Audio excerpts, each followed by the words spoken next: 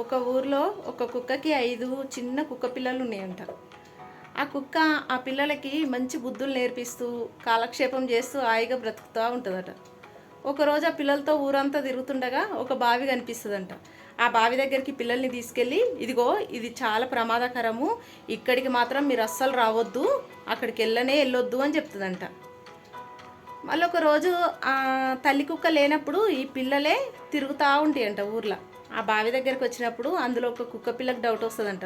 ఎందుకు మా అమ్మ ఆ బావి దగ్గరికి వెళ్ళొద్దు అంది, అది ఎందుకు ప్రమాదం అంది, ఒకసారి చూస్తా అని చెప్పేసి వెళ్తుందంట. ఆ కుక్క పిల్ల వెళ్ళి బావిలోకి దొంగి చూస్తుందంట. అప్పుడు దీని బొమ్మ నీళ్ళలా కనిపిస్తుంది కదా, ఇది మొరుగుతుందంట ఇంకో కుక్క ఉందని. అది కూడా మురిగినట్టు కనిపించేసరికి కోపం వచ్చి అందులో దూకేస్తుందంట. అప్పుడు నీళ్ళలో మునిగిపోతా మురుగుతూ ఉంటుందంట.